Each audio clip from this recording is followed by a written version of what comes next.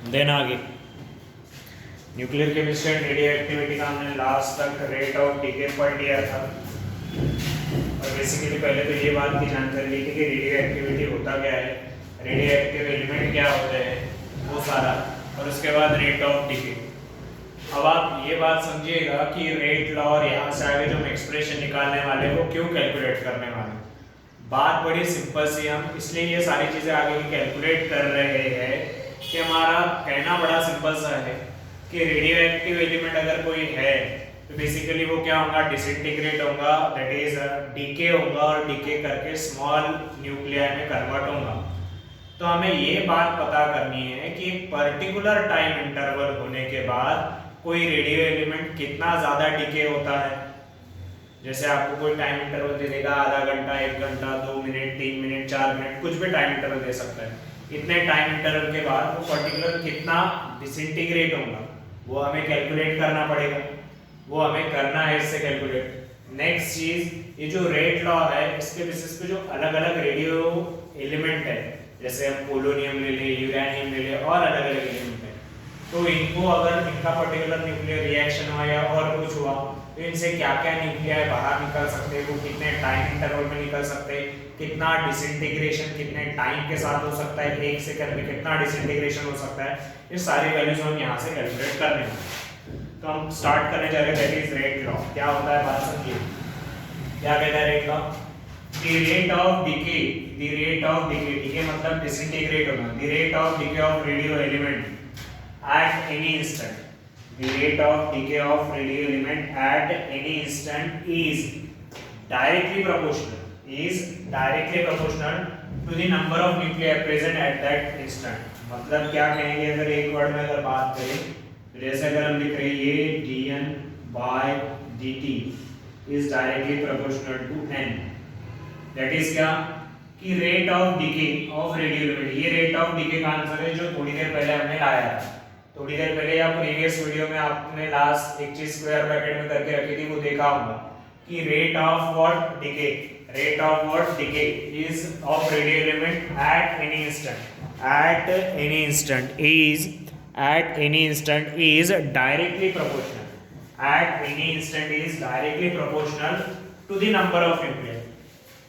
कितना डिसइंटीग्रेट हुआ है, कितना डिवाइड हुआ है, कितना एक बड़े न्यूक्लियस से स्मॉल न्यूक्लियर में कन्वर्ट हुआ है, ये पता कैसे चलेगा, आप जिस भी इंस्टेंट पे आंसर निकाल रहे हो, जिस भी पर्टिकुलर टाइम पे आप आंसर निकाल रहे हो, उस पर्टिकुलर टाइम पे कितने नंबर ऑफ न्यूक्लियाई बचे हैं या फिर प्रेजेंट है, ये अगर आपको पता है मतलब आप उसका रेट निकाल सकते हो कि कितने स्पीड के साथ ये न्यूक्लियाई डिवाइड होते जा रहे हैं इनटू स्मॉलर न्यूक्लियाई, या फिर ये डिवाइड होते जा रहे हैं, डीके होते जा रहे हैं, इनका ये आप निकाल सकते हो कि आप कोई भी एक टाइम मतलब रिएक्शन इतने टाइम इंटरवल में कंप्लीट होती है, हमने कहा कि पर्टिकुलर ये टाइम ले रहे तो इस टाइम पे हमारा कितने न्यूक्लियाई बचे हैं, वो न्यूक्लियाई का आंसर सीधा सीधा हमारा रेट बताएगा। 10 न्यूक्लियाई बचे हैं तो ये इतने स्पीड के साथ न्यूक्लियाई डिसइंटीग्रेट हो रहे होंगे, 20 बचे हैं तो इतने स्पीड के साथ डिसइंटीग्रेट हो रहे होंगे, तो वो रेट निकालना, स्पीड निकालना, मतलब जैसे क्या कहेंगे, आप कभी ट्रैवल कर रहे हो ना, तो ट्रैवल करते वक्त एक डेस्टिनेशन है आपका शुरुआत वाला जहां से आप निकल रहे हो, और दूसरा जहां पे आपको पहुंचना है।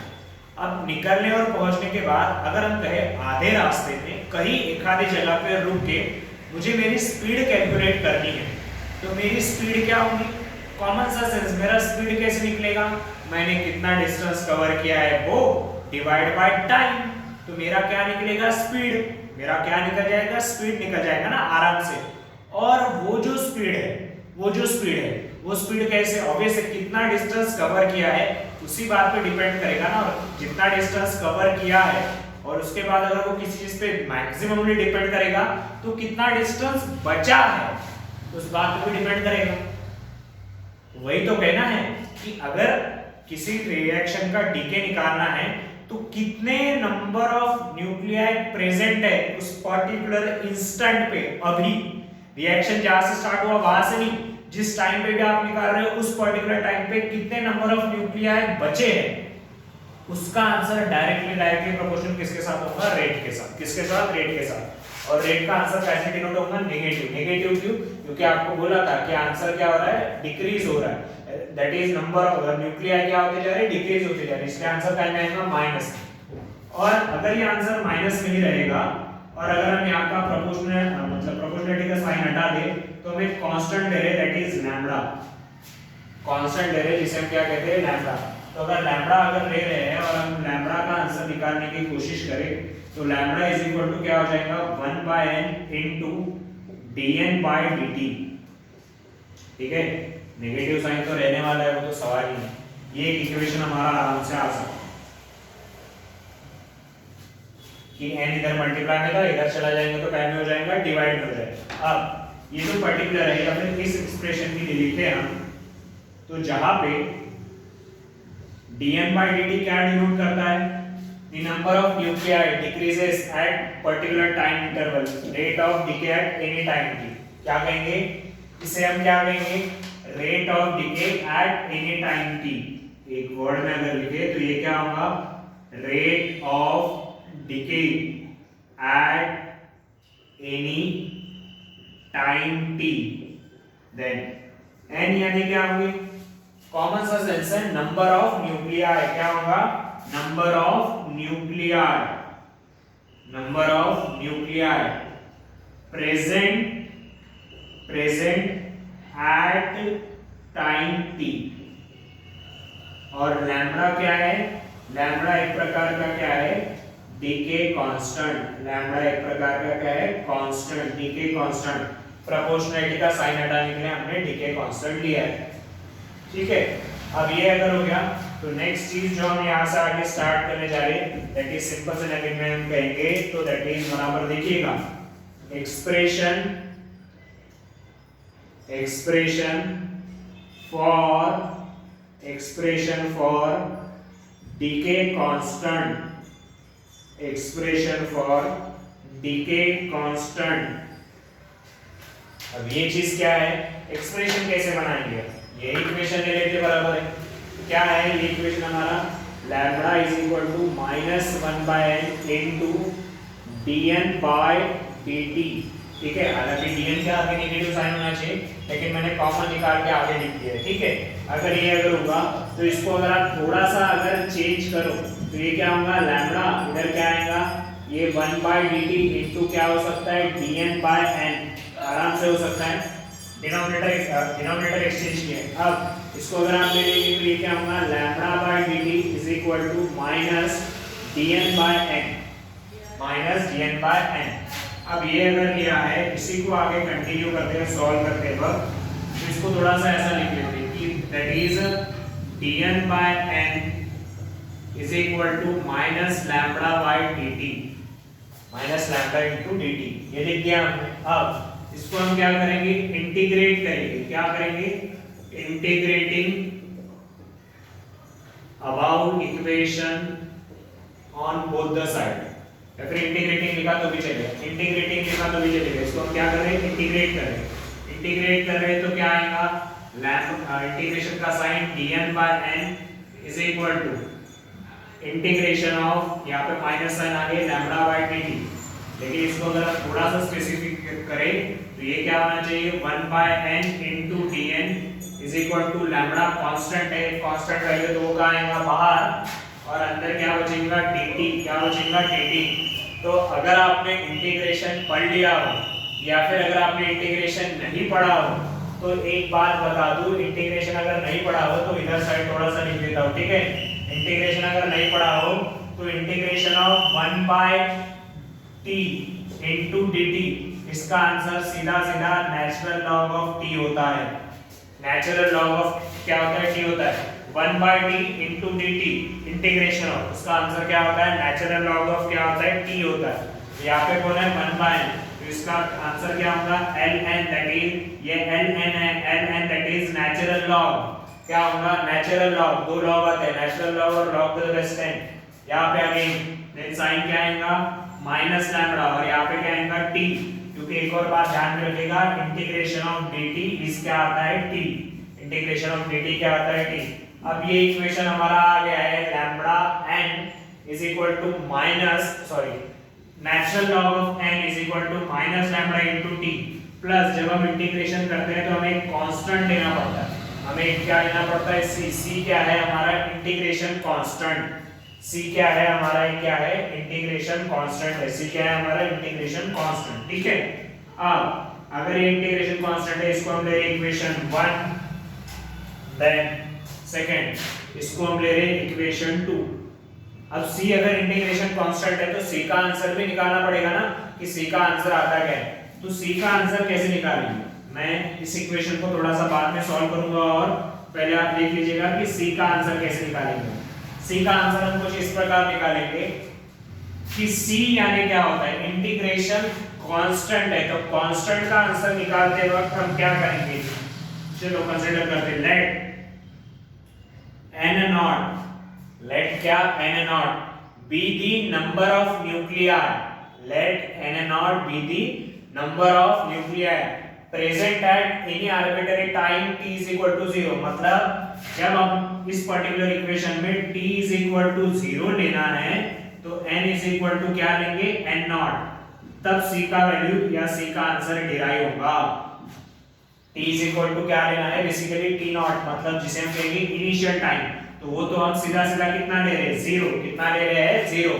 t is equal to क्या लेना पड़ेगा 0 and n is equal to क्या लेना पड़ेगा n naught। तो अगर ये अगर आप लोगे तो यहाँ पे क्या बचेगा natural log of n naught is equal to c, तो c का आंसर क्या आया, c का आंसर क्या है natural log of n naught। ये जो वैल्यू है put the value of c in equation 2, तो अगर पुट करेंगे तो क्या आएगा natural log of n minus lambda into t plus natural log of n naught. ठीक है, इसको अगर हम रीअरेंज करें थोड़ा सा तो ये माइनस लैम्बडा इनटू t है जो इधर आएगा तो क्या हो जाएगा प्लस इधर क्या बचेगा natural log of n naught minus natural log of n, ये इधर प्लस में उधर जाएगा तो काय में डिवाइड में चला जाएगा, तो lambda naught is equal to natural log of n naught by n आएगा बराबर है। क्यों, क्योंकि एक रूल होता है जो रूल आप लोग थोड़ा सा ध्यान में रखिएगा कि log of a minus log of b तो इज इक्वल टू होता है log of a by b, log का ये टर्म।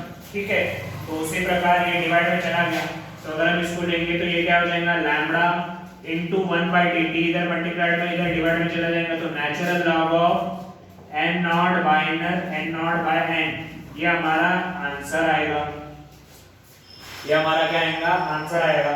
लेकिन इसमें जो लॉग लिया है हमने वो कौन सा लॉग है नेचुरल लॉग है, नेचुरल लॉग है, और हमारे पास जो लॉग टेबल है या जिससे आप मैथमेटिकल कैलकुलेशन करते हो वो नेचुरल लॉग नहीं है, वो कौन सा लॉग है, वो log टू द बेस 10 है, वो log टू द बेस क्या है 10 है, log टू द बेस 10 है। तो हमें ये जो नेचुरल लॉग वाला आंसर है ना इसको कन्वर्ट करना पड़ेगा log टू द बेस काय में 10 में, log टू द बेस 10 काय में कन्वर्ट करना पड़ेगा 10 में। नेचुरल लॉग मतलब जिसे हम कहेंगे log to the base e रहता है और हमारे पास जो लॉग टेबल है उसका log टू द बेस 10 रहता है, डिफरेंस समझिएगा, ये नेचुरल लॉग है और हमारे पास जो है वो log टू द लॉग जिसका बेस क्या है 10 है।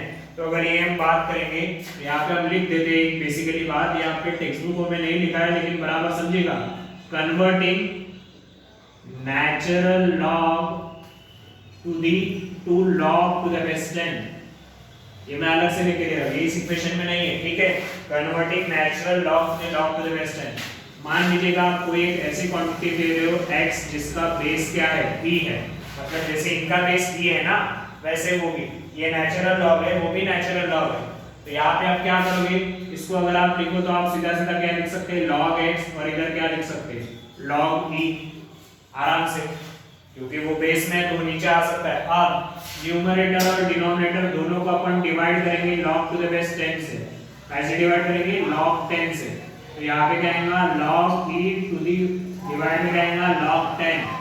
अब ऊपर वाला आंसर क्या हो जाएगा log x to the base 10 और इधर क्या हो जाएगा log e to the base क्या हो जाएगा 10, बराबर है, log e to the base 10 क्या हो जाएगा 10। अब ये अगर बात है तो इसको हम ऐसा लिख सकते हैं log 10 ई इंटू क्या हो जाएगा log 10x। अब ये जो है इसका आंसर आपके लॉग टेबल में जहाँ पे नेचुरल लॉग दिया गया है, जहाँ पे लॉग टेबल में पहला जो लॉग का आंसर दिया है उसमें नीचे के साइज जहाँ पे चार्ट खत्म होता है वहाँ पे गिवन आंसर्स है कुछ, तो आंसर देख लीजिएगा। इसका आंसर आता है 0.4343 इनटू क्या आएगा log 10x, तो ये आंसर सीधा सीधा हो जाएगा 2.303 into log 10 log to the base 10 of x। ठीक है, तो मतलब अगर कोई भी आंसर नेचुरल लॉग से log टू द बेस 10 में कन्वर्ट करना है तो उसके आगे कितना लगाना है 2.303, उसके आगे कितना लगाना है 2.303। तो ये जो नेचुरल लॉग में था उसको हम कन्वर्ट करेंगे log टू द बेस 10 में, तो हमारा आंसर क्या बनेगा lambda 2.303 upon t into log to the base 10, यहाँ पे क्या आएगा n0 अपॉन n। तो इस पर्टिकुलर इक्वेशन से आप क्या निकाल सकते हो, कोई भी डीके कांस्टेंट निकाल सकते हो, टाइम निकाल सकते हो, कितने नंबर ऑफ न्यूक्लियाई डिसइंटीग्रेट हो गए एक पर्टिकुलर टाइम के बाद, या फिर अगर पर्टिकुलर टाइम के बाद वाला आंसर दिया हो तो इनिशियली कितने नंबर ऑफ न्यूक्लियाई है वो भी आप निकाल सकते हो। इन शॉर्ट अगर मैं कहूं तो आप दोनों वैल्यूज कैलकुलेट कर सकते हो इसमें, lambda T initial number of nuclei और डिसइंटीग्रेट होने के बाद नंबर ऑफ न्यूक्लियाई कितने आते हैं 2। तो बेसिकली ये हमारा सबसे काम का जिसे हम कंसीडर करेंगे, ये हमारा सबसे काम का क्या रहेगा, बेसिकली क्या रहेगा इक्वेशन रहेगा, जिसके ऊपर हमें बहुत सारे न्यूमेरिकल कैलकुलेट करने हैं, बहुत सारे क्या करने हैं न्यूमेरिकल कैलकुलेट करने हैं। अब इसी से रिलेटेड इसी के समान एक इक्वेशन बनाते हैं और बाद में लेटर ऑन इसका ग्राफ पढ़ेंगे, फिर न्यूमेरिकल। वीडियो पूरा देखिएगा, बहुत इंटरेस्टिंग है क्योंकि इसको करना है बेसिकली इसके ऊपर के न्यूमेरिकल हमें सॉल्व करना है। ठीक है,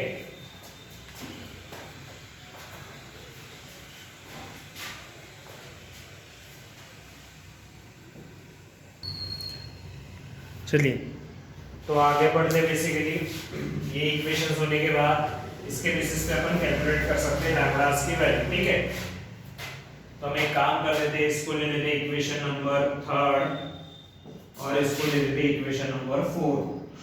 ठीक है, इतना वैल्यू होने के बाद इस पर्टिकुलर इक्वेशन से आप क्या निकाल सकते हैं, number of initial number of nuclei कितने थे, नंबर ऑफ फाइनल मतलब डिसइंटीग्रेट होने के बाद वाले नंबर ऑफ न्यूक्लियाई कितने थे, टाइम निकाल सकते, कितना निकालने के लिए लैम्बडा निकाल सकते, 3-4 आंसर आप यहां से निकाल सकते हैं।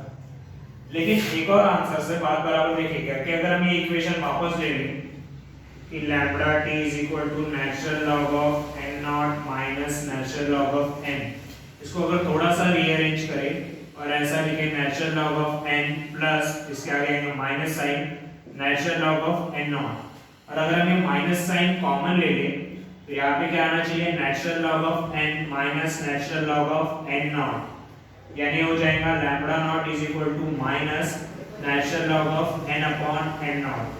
ठीक है, ये हो जाएगा ऐसे, और इसको अगर हम थोड़ा सा बराबर सॉल्व करें तो ये ऐसा हो जाएगा natural log of n upon n naught is equal to minus lambda by t, minus minus है तो माइनस इधर आ सकता है आराम से। अब ये अगर हो गया, अब हम यहाँ पे क्या करेंगे, हम करेंगे टेकिंग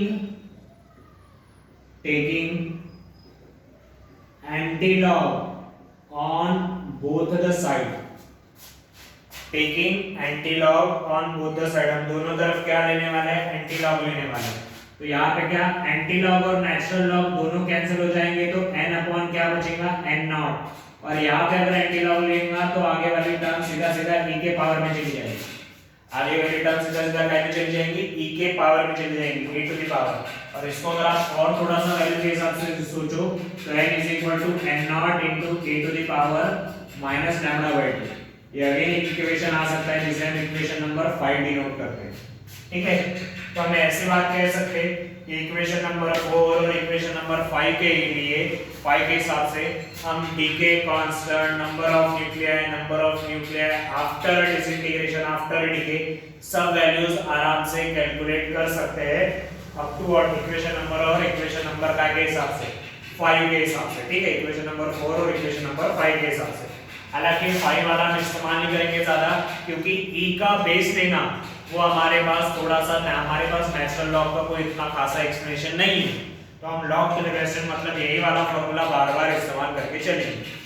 अब ये अगर हो गया है तो इसके बाद नेक्स्ट चीज जो हम यहीं पे कैलकुलेट करने वाले हैं that is known as half life. क्या कैलकुलेट करने वाले हैं? Half life of radio element. Half life of radio element. Half life of radio element का मीनिंग क्या होता है कि एग्जैक्टली मतलब अगर हमने कहा कोई रिएक्शन आधे घंटे में होती है, आधे घंटे मतलब बेसिकली 30 मिनट, तो हम एग्जैक्टली उसका हाफ जब टाइम रहेगा मतलब 15 मिनट, तब कितने नंबर ऑफ न्यूक्लियाई डिसइंटीग्रेट हो गए या बाकी सारी वैल्यूज कैलकुलेट कर एग्जैक्टली कौन से टाइम इंटरवल में हाफ जितना भी रेट होगा, जितना भी रेट ऑफ डीके होगा उसके एग्जैक्टली कैसे टाइम में हाफ टाइम इंटरवल में, एज वेल एज टाइम जब आपका कैसा रहेगा हाफ। तो जिसे हम कहेंगे जब हम हाफ लाइफ कैलकुलेट करते हैं तो जो हमारा टाइम है वो एग्जैक्टली कैसा होना चाहिए? हाफ। कैसा होना चाहिए? एग्जैक्टली हाफ होना चाहिए। कैसा होना चाहिए? हाफ। वहां पे टी नॉट लिखूंगा मैं आगे, हाफ होना चाहिए। और एज वेल एज जो एन नॉट यानी क्या होता है? Initial answer. एन नॉट यानी क्या होता है? बेसिकली क्या कहेंगे? इनिशियल आंसर होता है, बराबर है। एन नॉट यानी क्या होता है? Initial answer. अब अगर आप पहले वाली चीज देखोगे एन नॉट यानी इनिशियल आंसर मतलब मैं मीनिंग समझा देता पहले, वो और कंफ्यूज हो जाएंगे। इधर हाफ लाइफ मतलब क्या बोल रहा हूं कि रेट का आंसर एग्जैक्टली आधे टाइम पे कैलकुलेट करना, टाइम भी जब कैलकुलेट करना जब एग्जैक्टली कैसा हो? हाफ हुआ हो। तो हमें पता है कि जब हमारा टाइम t 0 था तो n का आंसर n नॉट के समान था। कहां पे हुआ था ये? यहाँ पे कि t का आंसर 0 था तो n का आंसर एग्जैक्टली कितना था? n नॉट था। एग्जैक्टली कितना था? n नॉट था। तो हम बोल रहे t का आंसर हमें कितना लेना है? हाफ। कितना लेना है? एग्जैक्ट टाइम जितना भी टाइम हमें लगा है उसके कैसा लेना है? हाफ लेना है। उसके कैसा लेना है? हाफ। तो n का आंसर भी कितना लेंगे हम? जितना हमने इनिशियली लिया था उसके कैसा लेना है? हाफ। जितना हमने इनिशियली नंबर ऑफ न्यूक्लियाई लिए हैं या इनिशियली जितने नंबर ऑफ न्यूक्लियाई हमारे पास है उसके एग्जैक्टली कैसा लेंगे? हाफ। अगर ये दोनों वैल्यूज हम इस इक्वेशन में पुट कर दे, ये दोनों वैल्यूज दैट इज t और t नॉट का वैल्यू पुट इन इक्वेशन 4, तो हमारा इक्वेशन बनेगा लैम्बडा इज इक्वल टू 2.303, नीचे आएगा t1/2 log to the base 10 of n naught और नीचे आएगा n नॉट/2, यहां पे पुट किया है। अब ये n नॉट कैंसिल हो जाएगा तो क्या बचेगा? Lambda is equal to 2.303 upon t102 log to the base 10 2, ये कैंसिल हो जाएगा, 2 डिवाइड में ऊपर जाएगा न्यूमरेटर में चला जाएगा। जैसे चला जाएगा तो लैम्बडा का आंसर 2.303 t1/2, ये आंसर आता है 0.3010, तो लैम्बडा का आपका आंसर बनेगा 0.693 अपॉन t1/2।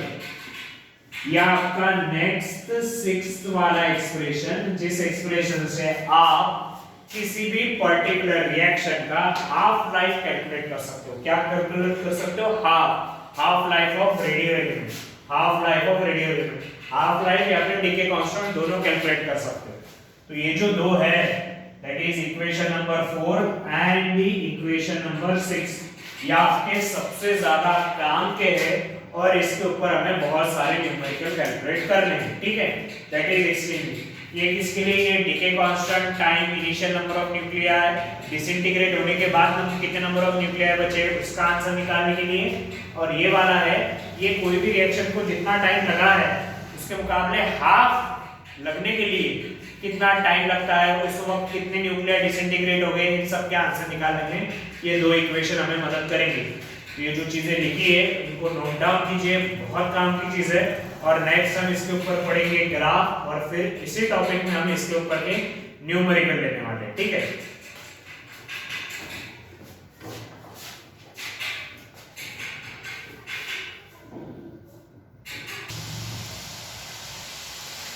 देन आगे graphical representation of decay constant. Graph कैसे ड्रॉ करेंगे इस पर्टिकुलर स्पेस पर? हमें बताया हमारा इक्वेशन आया था lambda 2.303 upon t log to the base 10 of N naught upon N. ठीक है, ये हमारा थोड़ी देर पहले दैट इज बेसिकली क्या आया था, इक्वेशन आया। अब इसके बेसिस पे ग्राफ कैसे ड्रॉ करेंगे वो देख लेते हैं। हम क्या करेंगे, lambda 2.303 upon t log to the base 10 of n naught minus log to the base 10 of n। क्या किया, इनको से न्यूमरेटर डिनोमिनेटर को दोनों को सेपरेट कर दिया। अब ये अगर है तो इसको आप ऐसा लिख सकते हैं, lambda into t 2.303 log to the base 10 of n naught minus log to the base 10 of n। ये अगेन अगर थोड़ा सा रीअरेंज करें तो lambda into t upon 2.303 log to the base 10 of n naught minus log to the base 10 of n। ये minus है, ये minus है, इधर आएगा तो क्या हो जाएगा, plus lambda into t upon 2.303 plus log to the base 10 of n is equal to, इधर बचेगा log to the base 10 of n naught। और इसको और थोड़ा सा रीअरेंज करें, log to the base 10 of n and log to the base 10 of n naught। ये इधर प्लस में है, उधर जाएगा तो क्या हो जाएगा, minus lambda into t upon 2.303। इसको और अरेंज करेंगे, मैं जानबूझ के थोड़ा सा लंबा अरेंज कर रहा हूँ ताकि आप लोगों को एक बात समझ में आ जाए कि इसकी जरूरत क्या है। यहाँ पे t सेपरेट कर देते हैं, into t plus log to the base 10 of n naught। ये हमारा क्या निकलेगा, बेसिकली इक्वेशन निकलेगा। ये हमारा क्या निकलेगा, इक्वेशन। अब इस इक्वेशन के बेसिस पे हमें ग्राफ कैसे ड्रॉ करना है या ग्राफ कैसे प्लॉट करना है उसके बारे में हम आंसर करने वाले हैं। ठीक है, कैसे हम इसको क्या करेंगे, कंपेयर करेंगे y m x plus c। आपको पता है इक्वेशन का स्लोप ऑफ लाइन का 10th में पढ़ा होगा आपने, y is equal to mx plus c। तो इसके लिए ग्राफ कैसे ड्रॉ करेंगे, अगर हम ये ग्राफ ड्रॉ कर रहे हैं, बेसिकली ये ग्राफ हम ड्रॉ कर रहे हैं, तो ये ग्राफ अगर ड्रॉ करेंगे तो क्या होगा, y एक्सिस पे क्या ड्रॉ करना पड़ेगा हमें, log to the base 10 क्या 10। x एक्सिस पे क्या ड्रॉ करना पड़ेगा, t या t माने कौन, टाइम। कौन ड्रॉ करना पड़ेगा, टाइम। ये कौन सा एक्सिस है, x, और ये कौन सा एक्सिस है, y एक्सिस पे क्या ड्रॉ करेंगे, log to the base 10। क्या आएगा, log to the base 10। ये हम ड्रॉ करेंगे, बराबर है। x एक्सिस पे टाइम लिख दिया, y एक्सिस पे ये लिख दिया। अब c यानी क्या होता है, log to the base 10 of n naught। n naught मतलब इनिशियल नंबर ऑफ न्यूक्लियाई। तो आपको पता है इनिशियली कुछ ना कुछ तो न्यूक्लियाई रहेंगे, ये बात तो तय है, क्योंकि जब भी कोई रिएक्शन स्टार्ट होगा या जब भी कोई डीके स्टार्ट होगा कुछ ना कुछ न्यूक्लियाई रहेंगे। मतलब सी का आंसर कैसे रहेगा, पॉजिटिव। तो पॉजिटिव रहेगा तो ग्राफ कहीं ऊपर से स्टार्ट होने वाला है। पॉजिटिव रहेगा तो ग्राफ कहीं कहां से स्टार्ट होगा, ऊपर से स्टार्ट होगा। ठीक है, कहां से स्टार्ट होगा, यहां से ऊपर से। लेकिन यहां से स्टार्ट होने के बाद अगर हम बात करें m का आंसर, m माने कौन, स्लोप। m माने कौन, स्लोप। यहाँ आंसर कितना है, 2.303। m माने क्या, स्लोप। तो स्लोप ऑफ लाइन का आंसर है। तो स्लोप ऑफ लाइन का आंसर कैसा है, नेगेटिव। कैसा है, नेगेटिव। तो जहां से भी ग्राफ स्टार्ट हुआ वहां से ग्राफ किधर आएगा, नीचे। जहां से भी ग्राफ स्टार्ट हुआ वहां से ग्राफ किधर आएगा, नीचे। तो इन शॉर्ट अगर डिस्कशन करें तो सी का आंसर अगर आपका पॉजिटिव रहा, सी का आंसर 0 रहा तो आपका ग्राफ यहां से स्टार्ट होता है। सी का आंसर पॉजिटिव रहा तो आपका ग्राफ ऊपर से स्टार्ट होता है। सी का आंसर नेगेटिव रहा तो ग्राफ कहीं नीचे स्टार्ट होगा, जो कि क्वाड्रेंट हमें लेना नहीं है। दूसरी बात, n का आंसर अगर नेगेटिव रहा तो ग्राफ जहां से भी स्टार्ट हुआ है वहां से नीचे जाएगा। n का आंसर जितना भी है जो वहां से पॉजिटिव रहा तो जितना भी स्टार्ट हुआ वहां से किधर जाएगा, ऊपर। नेगेटिव रहा तो नीचे, पॉजिटिव रहा तो किधर जाएगा, ऊपर। ठीक है, ये अगर दो ग्राफ हमने ड्रॉ कर लिए बेसिकली किसके लिए, ये जो वैल्यूज है y is equal to mx plus c, y is equal to क्या,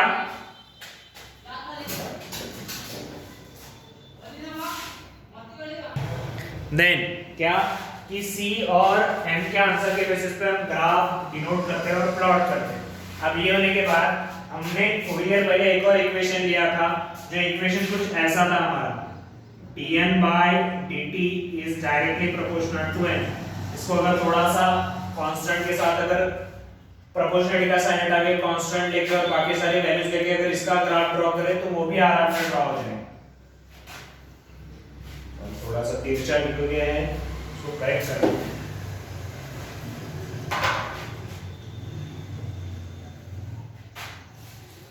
कैसे प्रभु, यहाँ पे आप साइन हटा दोगे, लैम्बडा लोगे और प्लस सी आ जाएगा। अगर वो ले लिया तो सी का वैल्यू तो पॉजिटिव है, देन इसको भी y mx plus c के साथ जब आप कंपेयर करोगे तो ये ग्राफ कुछ ऐसा निकलता है टाइम के साथ। तो डिसइंटीग्रेशन होते रहेंगे नंबर ऑफ न्यूक्लियाई, लेकिन बहुत स्पीडली, बहुत कैसे जाएंगे, स्लोली। बहुत कैसे होंगे, स्लोली क्या होते जाएंगे, नंबर ऑफ न्यूक्लियाई क्या होते रहेंगे, डिसइंटीग्रेट होते रहेंगे। ठीक है, अब ये दोनों ग्राफ होने के बाद नेक्स्ट टॉपिक जो हम पढ़ने जा रहे हैं, जो आपके सबसे काम का है, जिसको आपको ध्यान में रखना है, दैट इज यूनिट या फिर units of radio activity. Units of radio activity, radio activity की यूनिट क्या क्या है और काइने काइने एक्सप्रेस हो सकता है। थोड़ी देर पहले का अगर ध्यान में हो तो मैंने बोला था डीपीएस। डीपीएस माने क्या होता है, दैट इज बेसिकली डिसइंटीग्रेशन पर सेकंड। डीपीएस यानी क्या होता है, डिसइंटीग्रेशन पर सेकंड। ठीक है, तो एक पहला यूनिट जो हो सकता है वो डीपीएस, और दूसरा यूनिट दैट इज बेसिकली क्या, एक पहला यूनिट क्या हो सकता है, दैट इज टीपीएस, डिसइंटीग्रेशन पर सेकंड। लेकिन एक्चुअल में इसका ऐसा यूनिट है क्यूरी, जिसे हम CURIE से हम रिप्रेजेंट करते हैं CR।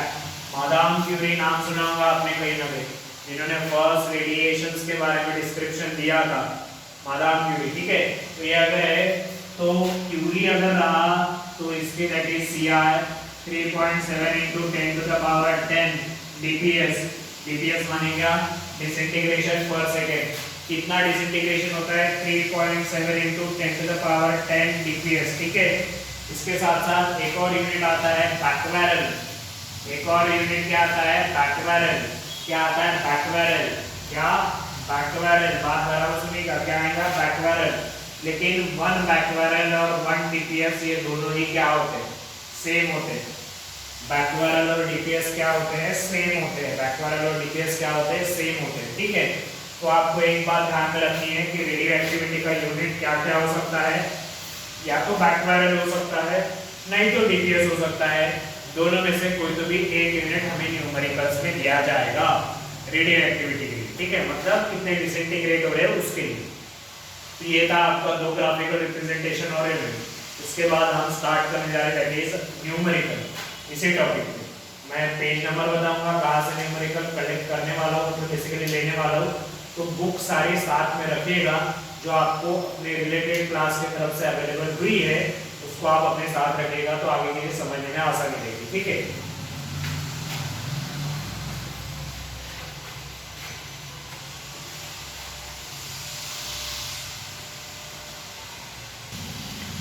देन आगे जो अभी रेट ऑफ डिके का हमने डिस्क्रिप्शन पढ़ा है इतना डिटेल में, उसके बेसिस पे हम उस पर न्यूमेरिकल लेने जा रहे हैं कि न्यूमेरिकल्स कैसे कैसे हो सकते हैं। ठीक है, दैट इज फर्स्ट न्यूमेरिकल हम लेते जा रहे हैं कि पोलोनियम 218 वाला पोलोनियम, जिसका मास नंबर है 218, डिकेज इनिशियली मतलब डिसइंटीग्रेट हो रहा है शुरुआत में। Decays initially at a rate of 816 dps। Initially decay हो रहा है ना, तो सीधा सीधा अगर बोलूं तो वो आंसर क्या होगा, डी है ये रेट, इसका आंसर कितना होगा 816 dps।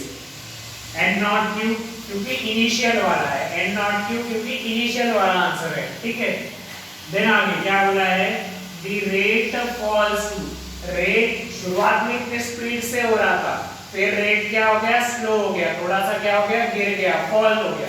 तो उसका आंसर कितना आया 408 आफ्टर 24 मिनट। तो वो आंसर सीधा सीधा क्या हो गया, dn/dt। वो आंसर कितना हो गया 408 dps, और टाइम कितना हो गया 24 मिनट। अगर आपको एक बात पता है तो मैंने ये बोली थी कि n मतलब क्या, कि रिएक्शन होने के बाद उस पर्टिकुलर प्रेजेंट ऑफ इंस्टेंट पे कितने नंबर ऑफ न्यूक्लियाई बचे, उसका आंसर, तो वो कितना हो गया 408 डीपीएस पर और ये 816 डीपीएस। अब ये दोनों हो गया तो कैलकुलेट क्या बोलता है डीके कांस्टेंट। डीके कांस्टेंट यानी किसका आंसर निकालना है लैम्ब्डा का। लैम्ब्डा का आंसर निकालने के लिए फार्मूला है 2.303 upon t log to the base 10 of ऊपर क्या आएगा n नॉट अपॉन n, तो ये तो लिख देंगे 2.303 टाइम कितना लिखेंगे 24 मिनट।